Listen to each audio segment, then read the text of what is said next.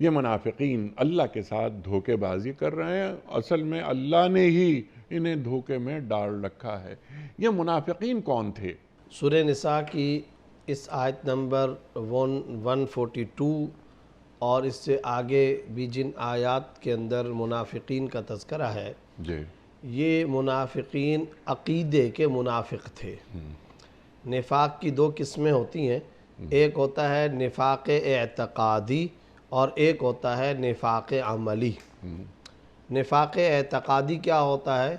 وہ آدمی جو اپنے عقیدے کے اعتبار سے منافق ہو، ظاہر کے اعتبار سے وہ ایمان ظاہر کرتا ہے، جبکہ اس کے باطن کے اندر، اس کے من کے اندر کفر چھپا ہوا ہے، ٹھیک، اور وہ مسلمانوں کو اس بات پر دھوکہ دیتا ہے کہ میں تمہاری صف کا آدمی ہوں اور میں بھی ایک مومن اور ایک مسلمان ہوں، جبکہ اندر کے اندر کفر ہے۔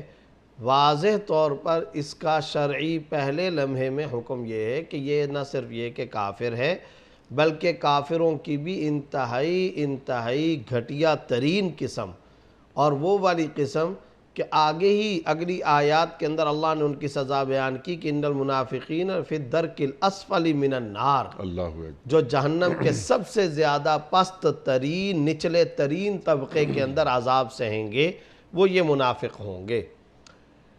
پروگرام کی ابتدا کے اندر ہی ایک بات بالکل واضح ہونی چاہیے کہ جو ابھی میں نے بات ذکر کی کہ منافق کی دو قسمیں ہوتی ہیں، یہ دو قسمیں ہمیں ہر مسلمان کو ذہن میں رکھنا چاہیے۔ اگر ہم یہ دو قسمیں سامنے نہیں رکھتے تو گڈ مڈ اور خلط مبحث ہم عام طور پر اپنی گفتگو کے اندر یہ کر لیا کرتے ہیں کہ جو اعتقادی منافق ہوتا ہے، ہم بعض اوقات اس کو عملی منافق کے درجے میں رکھ لیتے ہیں۔ جو بعض اوقات منافق عملی ہوتا ہے، ہم اس کے اوپر وہ آیات اور وہ احادیث فٹ اور لاگو کر رہے ہوتے ہیں جو کافر منافق، اعتقادی منافقوں کے بارے میں نازل ہوئی ہیں۔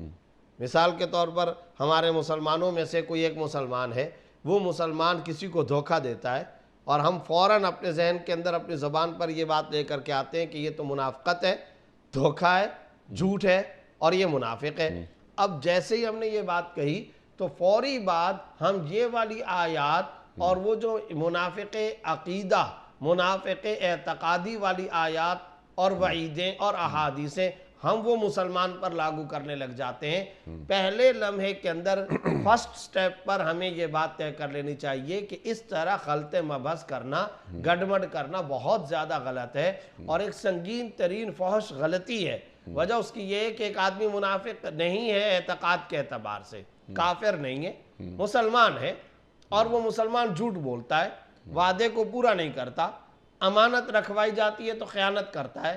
حدیث کے اندر آتا ہے کہ یہ 3 علامتیں منافقی ہیں۔ تو اب اگر کوئی مسلمان یہ کام کرے، ہم یہ کہہ دیں جناب یہ منافق ہے، چونکہ حدیث کے اندر یہ علامتیں بیان کی گئی ہیں، اور جب یہ منافق ٹھہرا تو اب یہ جہنم کے سب سے نچلے درجے کے اندر جائے گا، اب یہ کافر ہو گیا، اب یہ دائرہ اسلام سے خارج ہو گیا۔ تو ایسا نہیں ہے۔ پہلے سٹیپ پر ہمیں یہ بات سمجھنی چاہیے، منافق کی دو قسمیں ہوتی ہیں، ایک منافق اعتقادی ہوتا ہے، ایک منافق عملی ہوتا ہے۔